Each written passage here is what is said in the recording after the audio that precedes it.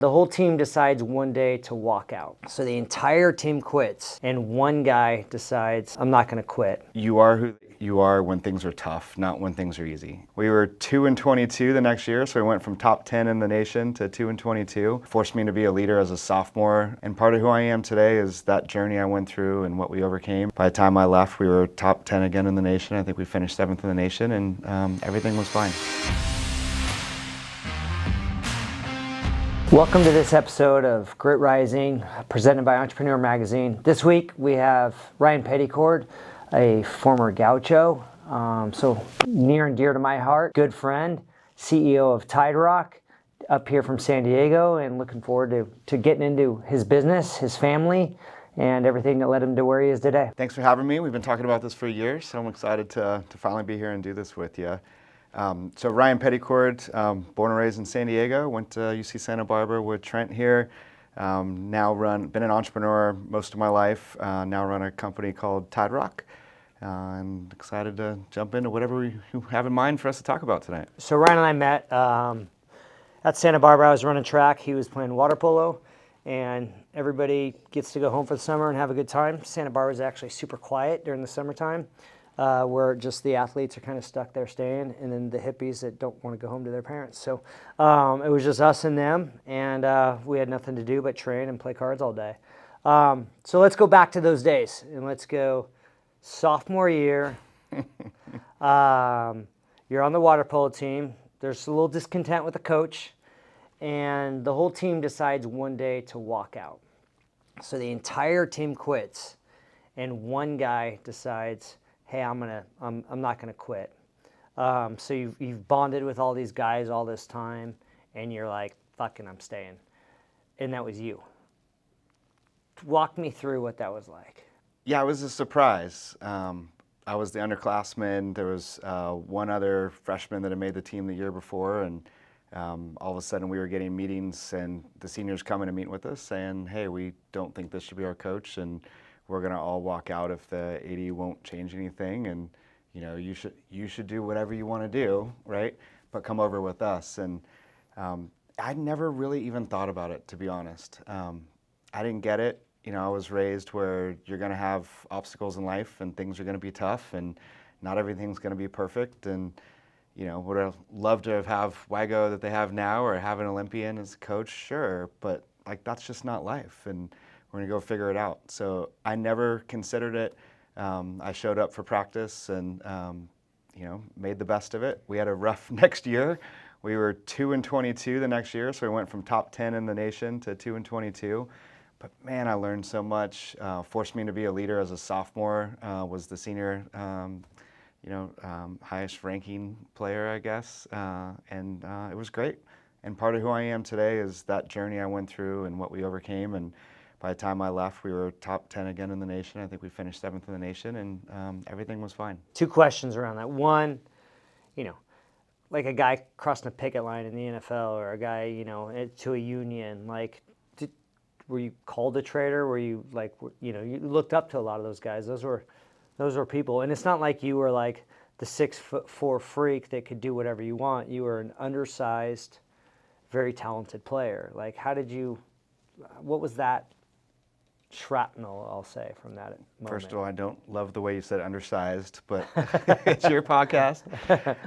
But yes, I was, and it was, as I tell my kids now, like, core values and what's right and wrong is you are who you are when things are tough, not when things are easy. And for me, again, it didn't matter. Yes, I got some stuff from the guys, and yes, they looked at me differently, and when the next couple of years they passed halls, some of them even kind of turned the other way, and they didn't like that. But things were tough, and it was my values that I'm going to work on it. I'm going to keep playing. I'm going to strive to be the best that I can be. We're going to make the best of it. We did, and ironically, 2 years later, one or two of the guys actually came back and ended up playing their senior years and finishing with us when we ended. So again, when things are tough, doesn't mean you get to take the easy path. I took the path that I felt was right, and I've always tried to do that in my life. Yeah, I put myself in that position running track, and our coach was fine, so we didn't have that. But I couldn't imagine not playing. Yeah. Like, there's a part of that, like, we weren't doing it for NIL money. We weren't doing it for scholarships and all that stuff. We were doing it because we love competing. Like, and what's interesting is Ryan is still one of the most competitive people I know. Will compete in anything, anything like swimming from the boat to a beach with a head start or whatever. We'll compete on anything, and so that same drive has led so much into today. So as you watch your kids with coaches and teachers and those same things come up, how do you handle that, and how do you put that same thing into them? Yeah, it's tough. I think we're all different. One of the things I've learned and been humbled by as a parent is you think you can just kind of make everybody the same, and it's nurture. I was all nurture over nature, and I've learned that we all are born differently. And for me and my kids, I've always helped them find their own path and decide what's best for them. And for some of them, it's to grind and work hard, and some of them it is to take a different path that they feel good and the social is important to them, and all those things are okay. So I've tried not to force that on my kids, but I want them to learn how to overcome hard things. And as I shared before, like one of my big things is core values are core values. They're not just core values when things are easy. And when they've come across tough things in their life, I try to remind them that. And I think they've taken that lesson and are really turning into be great kids and great adults now. So getting older. The podcast is about grit, and there's something that your parents gave you to give you that grit. What do you think it was, and how have you taken that same thing and tried to put that on your kids? Well, I do think some of it is just genetic. Some of us are born differently than others. I came out, my parents would laugh and say I was competitive from day one. It was just something that I always had. My mom always used to tell me you can do anything you put your mind to, and I've learned since that every mom kind of tells their kids that. Maybe I was the sucker that actually believed it. But it's true, and they gave me those lessons. They taught me hard work. I wanted to go to, one of the most impactful things I ever did is when I was in high school, really hadn't become anything big in sports, and still didn't realize my potential, and I got an opportunity to go to Junior Olympics, and my parents thought about it for weeks, and I was like pins and needles, not sleeping, and they're like, okay, you can go, but you got to do chores for the next 3 weeks, like 12 hours a day, digging holes in the backyard. And I was like, done, let's go. And I think I even worked overtime. Like there was just no question for me. So for them, they always gave us you work hard, you got to do the work, you got to do stuff. It's not always easy. I leaned into it. I think part of that is genetics, and part of that is, what they gave me and taught me that you got to go survive. You got to go be your best. And you can do anything you put your mind to. Yeah, but I'm gonna go back to this. Like, you're more successful than your parents are, which is what they would be their dream, right? And so as you become more successful, houses, cars, trips, whatever that is, friendships, whatever that is, and then how do you take that and everybody wants a better life for their kids than they had, but at the same time, balance that with, hold on a second, there was a part of those digging holes and the 13 hours a day of working to get to go to Junior Olympics. And is it artificial? Like, where do you go? How do I put the same grit into my kids so that they have the same confidence I have going into life? It has to be artificial. It can't be it can't be the same that it was with you, because it's just different now. Yeah, it's funny, like you said, more successful than my parents, and I know what you mean. I look up to them so much because they were the first two to go to college in their families, right? My dad went to law school, and they were riding bikes, working at pizza after school, and then bringing it home, and that was their dinner, whatever was leftovers from where they worked. And so I look up to them, and I think where they came from to where they went is more successful than what they gave me to what I've become.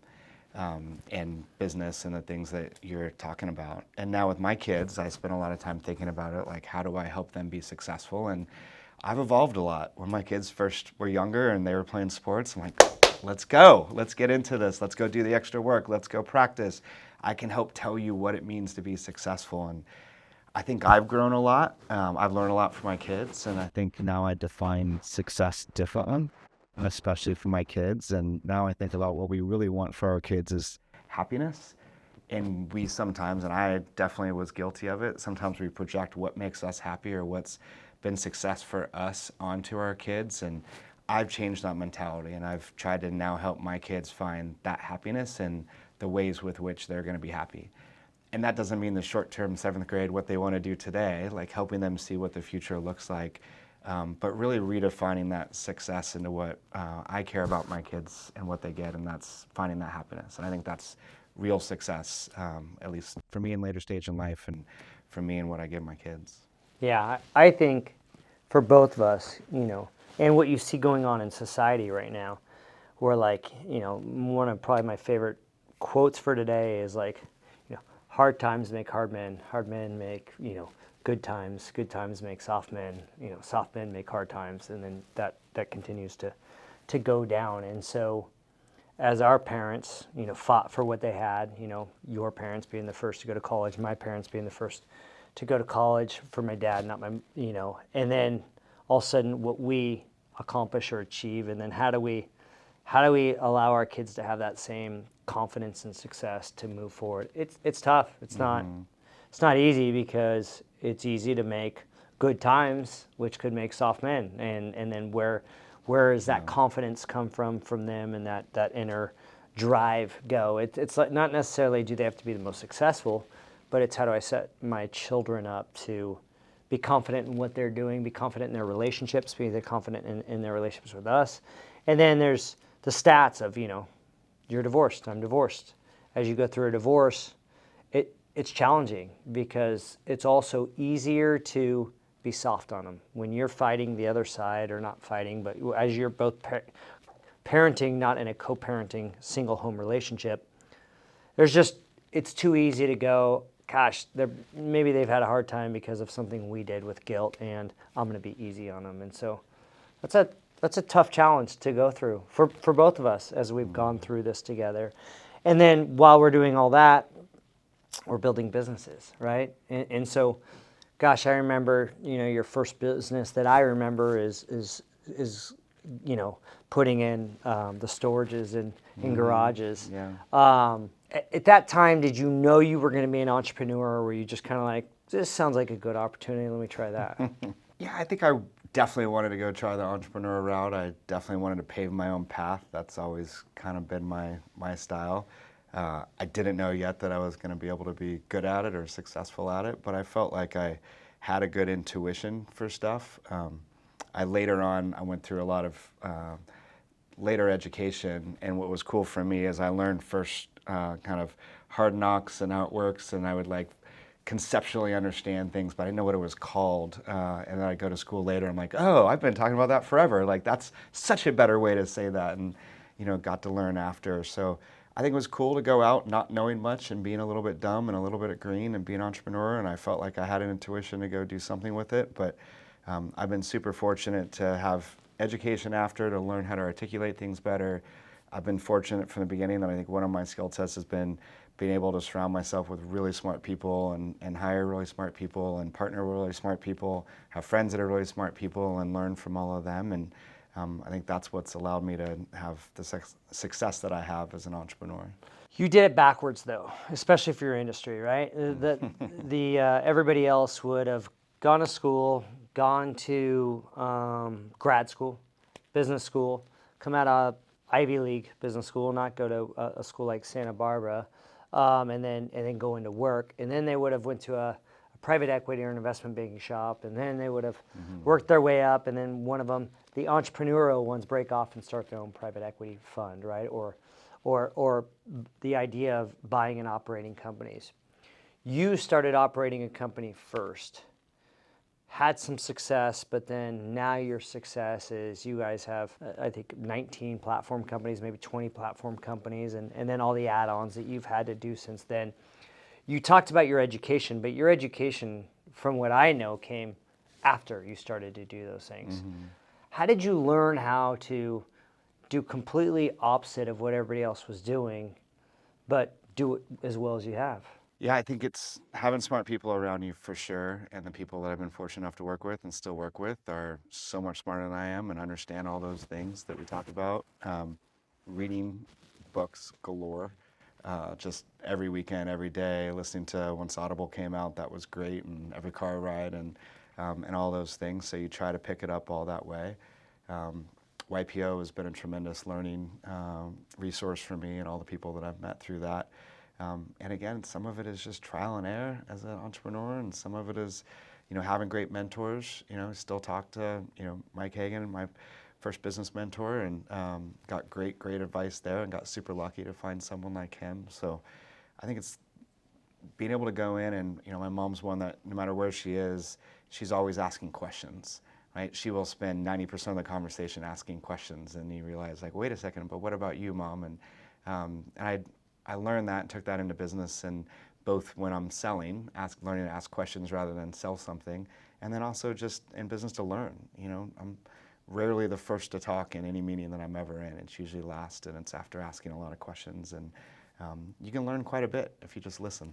Do you think that your approach to, I'm not going to go to grad school, I'm going to go hard knocks first and then go to the HBS and that sort of thing later, is a better strategy if your kids want to go into being an entrepreneur, or if you had to do it again, would you have gone down that applying to MBA, doing that, and then getting into?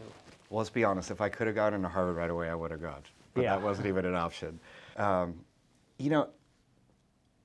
It's still hard not to tell someone to follow the track that's more proven, but I think we all have to follow our own tracks. I think I was meant to follow the track that I did. I think I do think out of the box. I think if I would have gone to Harvard first, I wouldn't have really understood it all, and I would have been just trying to memorize it or to learn the cases. I wouldn't have had a way to apply it.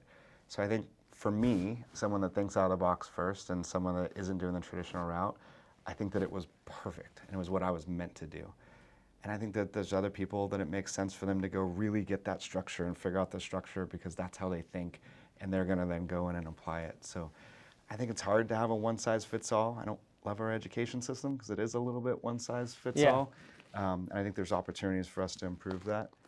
But I think it really depends on the person and what they want to do and kind of how they learn and what the opportunities are in front of them at that time versus, the alternatives.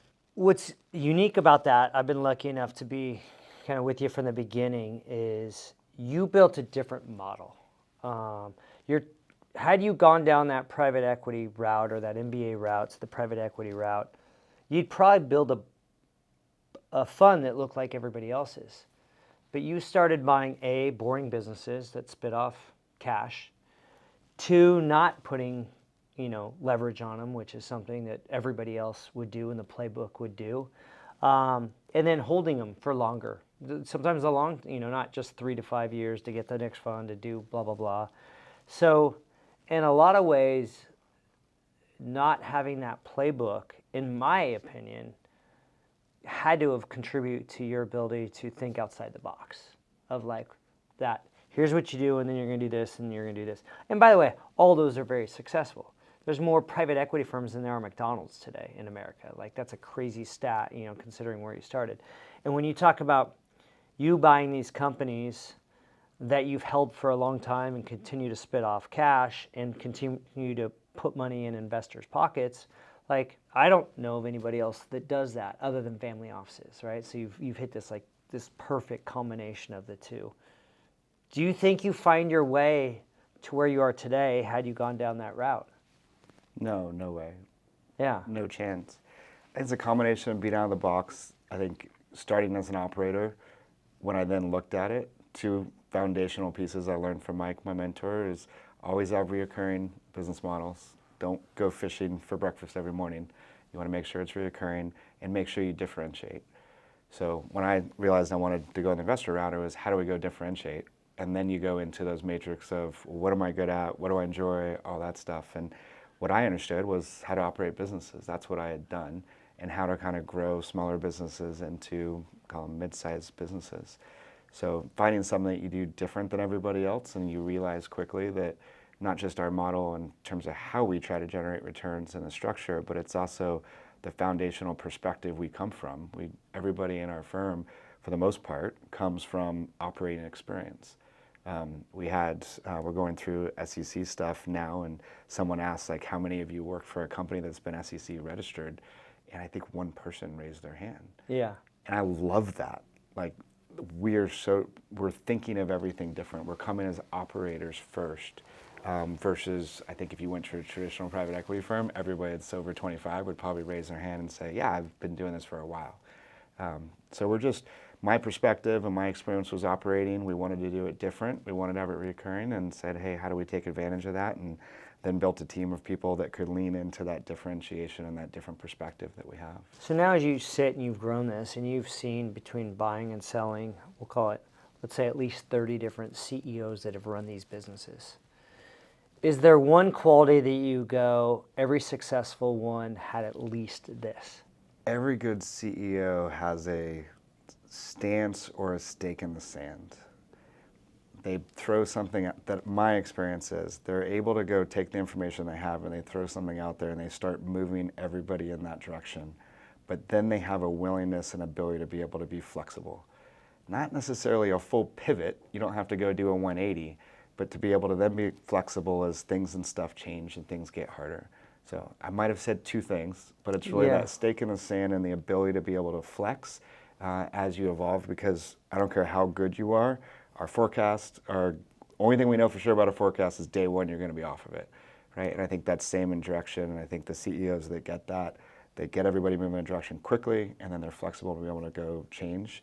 Those are the ones that I find are usually the most successful.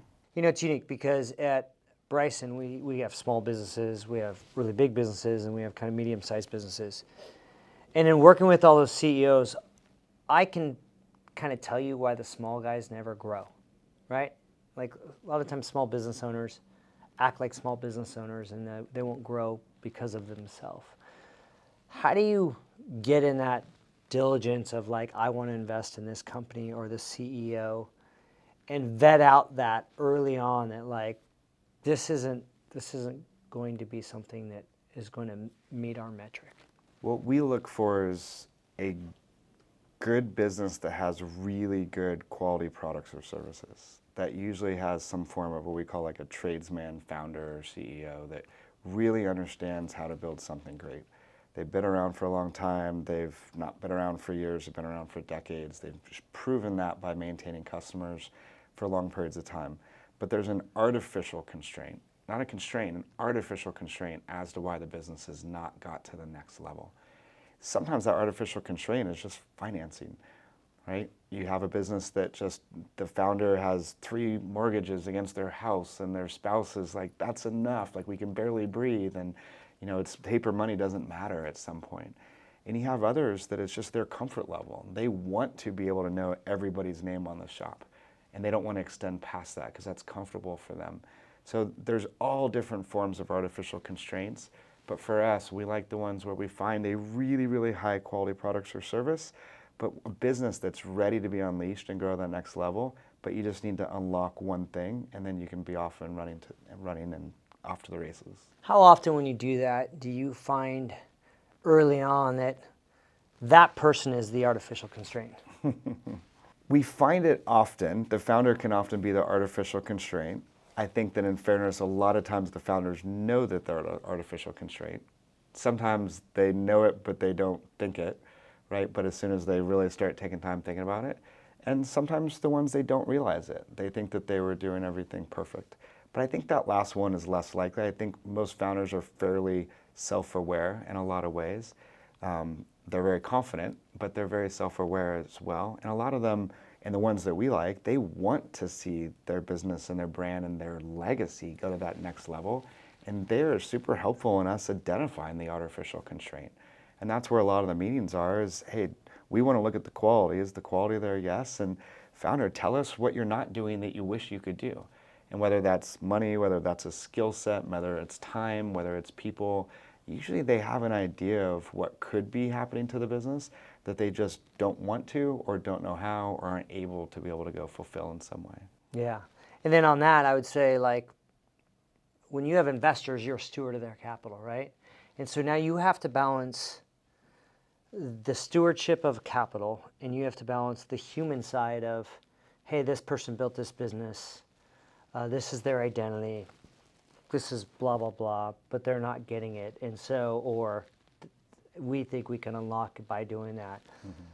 How does that affect you on a daily basis? One of our core principles, and mine personally as well, one of our core principles is alignment of interest.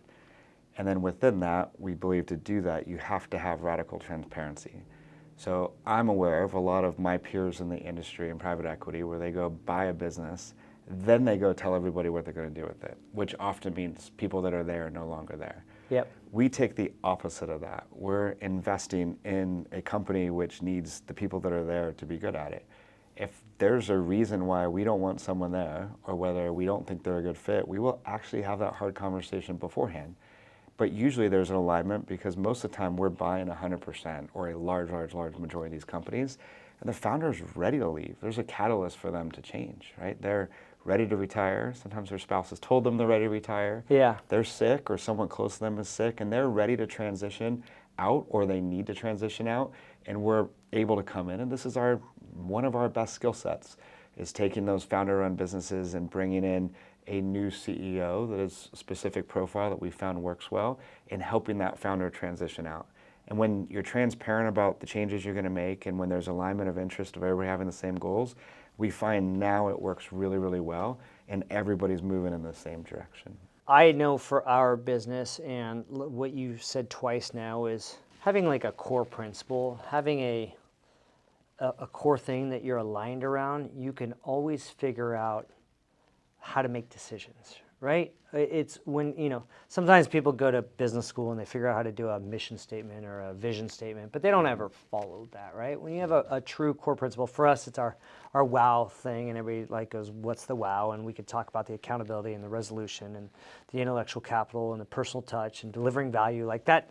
We know if we mess up on a deal, it's because we didn't do one of those 5 things. And when we crush it on a deal, we know we did those 5 things really well. And when you talk about your core principles, it takes so much of that subjectivity out of it, that, well, you didn't do this, or you didn't say this, or blah, blah, blah. But when you can align the entire company with that, that's huge.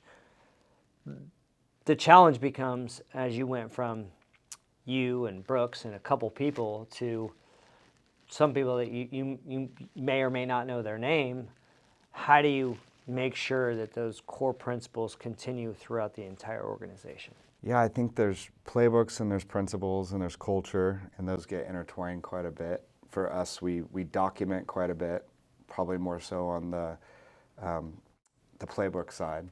And then the core principles, they have to be in everything that you do. They have to be in what you talk about in the tough decisions. So back to, your principles are like your core values. Like if you only use them when things are good, then they're not really core principles. They're just useful principles, right? So we want to be able to use them all the time. We talk about them. I'll come into company meetings and talk about examples of when we use them and why we made the decision that we did. We're very open with everybody about the why. We don't want the Wizard of Oz type of stuff. Doesn't mean everybody has to agree, but we're always going to be open about why we do certain things. And then we expect the next level of management to do the same and explain things. And we try to document some of those principles. We try to talk about them. And I think it gets embedded into the culture. And, our culture has evolved. I know yours has as well. 13 years ago, 10 years ago when I started Tide Rock, it was cool and people loved that the CEO went to happy hours and stayed out till 1 a.m. with them. Yeah. So we got a lot of check boxes for that. And, as we've grown, we've had to evolve and we've professionalized, and I've probably grown some as well. And now all that stuff happens organically. And we talk about it, and it's just a conversation of, hey guys, if we want this and you guys want this as culture, take it, run with it. Don't talk about it, or don't complain about it. Don't say we don't have this, you wish it was this. Let's go make it yours. And I believe if you run culture well, some people say culture starts at the top. I actually say culture starts at the bottom. I think culture starts with the people that are doing the everyday work, and it's got to bleed through the entire organization. Yeah, that'd be interesting. I'd say it starts at the top, but when you've created it correctly, it's gonna go all the way to the bottom, right? I heard a really good conversation around you're recruiting or you're bringing in people. There's also something to be said about repelling the wrong people, right? Back when I used to hire for technical parts to what somebody could do, but if they were a cancer, or if they weren't the right fit, all of a sudden you're starting to sacrifice whether it's your core principles or having a cancer or that sort of thing. So once you start to repel away those people that you don't want in your organization, it's so much easier for everybody else to jump on board, right? We find that usually happens when you're looking for someone for a long time and people want to settle. Yeah. And one of our core principles is that the only thing worse than not having somebody is having the wrong person. Yeah. Gosh, it is painful and expensive to have the wrong person. So just being patient, even when it's really hard, because absolutely right. It's one bad person that doesn't fit that culture and have those principles can hurt 10 great ones. Yeah, I'd say one of the best things we started doing for our group was, let's not wait till we need somebody. Let's recruit so that we have a bench. So that, if Freddie Freeman gets hurt at first base, like somebody else is coming in. Yeah, those are the world champion Dodgers. I get it. Padres fan over here. But if Freddie Freeman gets hurt, there's somebody else that can step into that situation. Back in the day, we would wait till somebody's gone, and then you're recruiting, and then you're like, well, we need somebody now. And the only time I've had it like an absolute miserable hire that filed a lawsuit or whatever was somebody that were like, we need this person now. Yeah. And it was a mistake. And it cost me, dearly. And they were a bad person, like just legitimately a bad human being. And that was because we rushed it. Like our typical process would have vetted that out and would have said, no, that wasn't a good idea. And so building that bench as early as possible is just so critical in removing that timing of what that looks like. What are your worst days like? Like when you have a shitty day, why? Gosh, well, one of the things I've learned about myself is a bit of a people pleaser and caregiver, which I know is a surprise to a lot of people. And at work, everybody's probably like, yeah, right, Ryan, no way. Yeah. Randy would be the first that says, yeah, right, Ryan. A lot of people would. And I did it at first as well, but it really bothers me more than I let on when the team's not happy, when people are just disgruntled, when people feel like they're not getting the support that they need. That does rattle me. It's when my sleep score is bad, when my Aura sleep score is bad. Performance, you can kind of, hey, let's go fix this. You can go like use logic to fix it. But when people aren't happy and when the culture's not good, it's really hard to just have a solution for it. So those are quite honestly my worst days, when we're not having like good connection and we don't have the culture right. And the other is obvious for what we do is when our performance for our investors is not where we want it to be or as good as we think we can be, then that's tough too. Like all that competitive you talk about, that's not just me. I could tell you 50 people that are as competitive as I am, and they all work at Tide Rock. Yeah. Right. So we have a lot of ex-athletes, we have a lot of pro athletes, college athletes, and a lot of people that are just very, very driven, and they take a lot of pride in what they do. And that's one of the reasons we're successful. You're in the best playbook and the best model in the world. You don't have good people, then it doesn't matter. So we take a lot of pride in that. And if we're not able to deliver what we think we're capable of, then those are tough days, and my sleep Aura score goes way down. Yeah, and did that though, we both know we have hard charging athletes, etc. But how do you wrestle with the fact that like they're not going to be as hard charging as you are? Like I know, like somebody will come in and they'll interview and they'll be like, I want to do what you want to do. I want to do it harder, and then all of a sudden, like they're just not going to go as hard, right? Where's that part of you that goes, I have to give grace because I just know that not everybody's going to be like me? I think it's more about setting expectations of what we expect from everybody and trusting that people are going to be driven to go get their job done. And our job as CEO, and I think as a manager, is to look around and be like, is there somebody or is there a function that's slowing other people down? And those are the toughest decisions as a CEO or manager when you have to go make changes like that. But I think it is one of our most important jobs. And in the days that if I have to let someone go, I still literally shake under the table. I don't sleep. It still bothers me a lot. But what I always tell myself is this is, one, probably going to be better for that person, whether they're happy with someone else. But more importantly, it's not fair to everybody else if somebody's not carrying their weight. And that's fundamentally what we're responsible for, is if we have a system, everybody's responsible for certain things, we have expectations, we hire driven people that can get their job done, then we go look to see who's not doing their job and who's slowing down other people. And that keeps everybody else motivated, it keeps the culture fresh. But if you allow people to get stagnant and you let people not do their job or to go home early when they're not hitting their numbers and all that, it's not about them, it's about everybody else. Oh, 100%. The best performers will leave when they think that you're not there to perform. Like, you're not going to go play on a shitty water polo team that doesn't care about winning, like, because you want to win.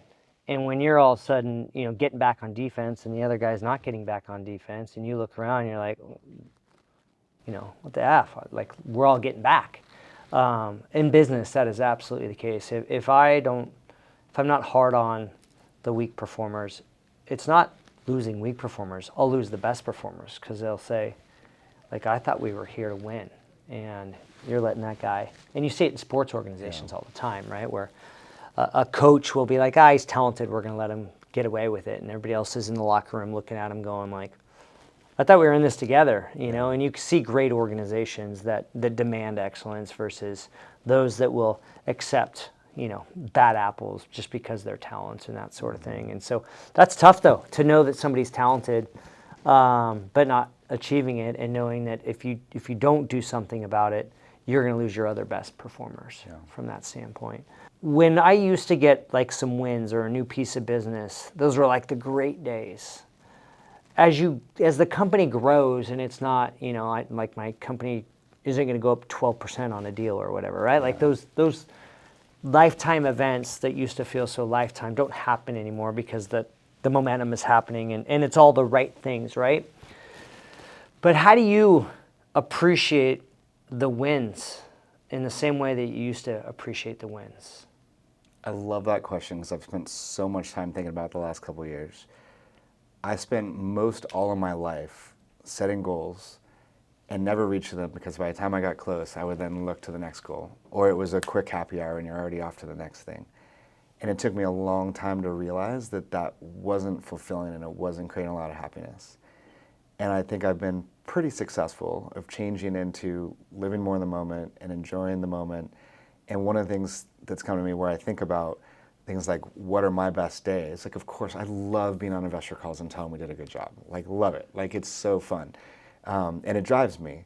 But what I actually get the most excited about is if I walk in a meeting that I'm a critical player in, and we go out and do something that's core to our business, and the team presents it, and the team talks about it, and the team makes decisions, and we all walk out, and I didn't say anything, like, I get stoked. Yeah. Like, that's awesome. Like, now we're building this system, and now we're working together, and now all of a sudden, because I don't have a day-to-day responsibility, like I shouldn't have at this size of company, that I should be doing stuff. So that gets me excited, and that's more about just building the process. And when that happens, I know the results will happen. I enjoy it more. I enjoy being there. I live more in the moment off of it, and I know that leads to more success. But how do you celebrate that versus, because at one point it becomes an expectation, right? Yeah. We expect success and expect success out of our team members, our companies, whatever, our children, whatever that is. But how do we celebrate those moments more frequently and more pronounced? I've changed on it. So we used to be let's go to happy hour for every deal. Let's go celebrate all these because these are the wins and everything else is the work. And my mindset have been more like, how do you enjoy every day? Like, you think about some of the greatest sports teams and the coaches and what they always talk about. It's the process. It's enjoy that. You don't see them ever celebrating a regular season win. You don't even see them celebrating a playoff win. Sure, they celebrate at the end of the year if they win the last game of the season. Then you see a celebration. But everything along the way is the process. And I guarantee they are having more fun than the teams that are celebrating because they won the 42nd game of the baseball season, and the ones that are like, it's got to be a win to go do this. So I've really bought in, whether right or wrong, I've really bought into the whole, hey, this is the process. And we still do happy hours. We just talked about one today. But for me, that's not the exciting celebration. It's just, how do we come together? How do we do the process? How do we get better at this? Constantly learning, constantly evolving. just enjoying that process. That's probably not everybody in the organization. They love the happy hours. I do too, but whether I'm successful or not, that's the mentality and change that I've been striving for that's working better for me and helped me find more happiness and more celebrations along the way, just one big celebration. Yeah, I would say, and somebody that we rally around, like a Kobe would talk about that, right? A Kobe would be like game finish, and he's already thinking about the next part of the process, how he's going to recover his body, how he's going to work harder to get better. Season-ending playoff game. His interview was literally like, there's a famous interview where he's like, next season starts tomorrow. Like he's like, we're out of playoffs. We're starting tomorrow on doing it, and that's something that's fun to rally around. I know I need to sometimes just enjoy those days more, and like I think I just finished my track season, and all of a sudden I started to take it too seriously again, and I remember going like, relax, like. You're never going to be fast as what you once were. So, like, let's take that out of the equation. Let's enjoy part of this process too, versus the result. And that's not easy. That's not easy for me, even now that I turned 50. Of like, I still like winning the game, like, or winning that time, or winning. Four-time master champion. Yeah. Congratulations. Sure. But when you're always winning, though, it is fun. No, yes, and you do that quite a bit. I do like winning, but falling short on time or whatever, it's still being able to appreciate it, which is tough because you start to put too much pressure on yourself. So, do you know what got me to realize, at least this new approach or try it, is thinking about the people who are the most successful and taking a Kobe, taking a Jordan, and if you listen to the interviews on them, they didn't love winning. They just hated losing. Yeah. Right? It was that like hate losing, which means you're so tied up in a knot all the time because you're fighting to not lose versus the freedom of winning. I think the people that are able to, if you can go find a way to enjoy and feel like you're winning every day and you're running a process, you're enjoying that process, back to the happiness thing, like that's what we're ultimately all trying to get to. Yeah. Then I feel like that enables that a little bit more. Nice. All right, we finished with you get one question for me. Ooh. Should have given me a little heads up for this. Gosh, I could have gone deep. You told me this. You listened to some of the prior podcasts. It's in every one. Why didn't I tell you I made it to the end of all of them? Now I know that you didn't listen to any of them. Just to the first half of a lot of them. Yeah. God, a question for you. Yeah, I have a question for you. So I think it's amazing, and I always wonder what it's like to build a business that has your name on it. How do you build a culture of team and of everybody else when your name is literally on the building and everybody talks about it as Bryson or Trent Bryson? Yeah, well, two things there. One, because our business, everybody's always trying to buy our business because of recurring income, and because I think we're different than what you see out there. But I have an absolute identity to the business, which I think can be bad. In our case, I think it's good. I think the pride around the business is something that drives us. I think part of our culture, people take the same pride around the business, which I don't know if it's easy to do, but I think that we truly embrace that. Now, I've had people that come in and go like, oh, family is a way for you to just get people to work, like you should be, blah, blah, blah. But I think that our team genuinely feels a part of the family, genuinely feels a part of the culture. We're super transparent with how we're doing, what we're thinking, what's on the horizon. We're like obsessed with the wow. And I think that when people are winning, and when people feel like there's something higher, there's something that they're driving for. And so the name versus throwing out a name, a whatever name, I don't want to say any of my competitors' names, but generally they suck, their names, because they're very generic. And I think there is something to that pride thing. If the Lakers were called, something like, the best basketball team or whatever, or basketball team of the West, like there's a certain culture to the Lakers, a certain culture to, Jim Edmonds talks about the St. Louis Cardinals, of like when he went from the Angels to the Cardinals and what that organization was like. And so I think it's something that we take a lot of pride in, like the name is something we take pride in, and we want everybody to feel special to be here. And that's on me too. Like, I can't let that not be special, and do that. And I do think that ultimately people want to do business with people they like, they trust, and that there's a higher calling to.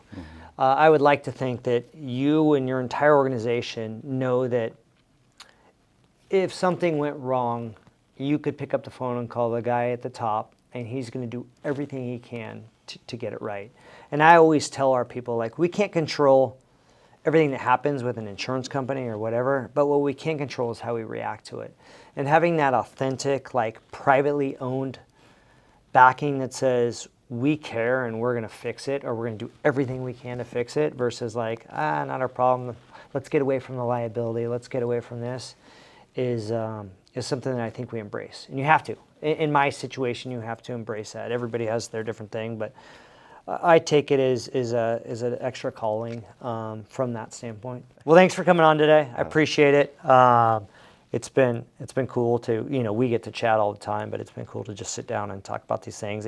And I think the coolest thing about us in all of this is balancing the family and trying to be the best dad that we can to our kids and with business. It's easy to be really good at one thing but not the other. I think that I've appreciated watching and growing, and even the other guys close to us, like how much we care about our families. So whether it's Randy or Yoel and how they involved they are in their kids, or how involved we are in our own kids, to watch that happen.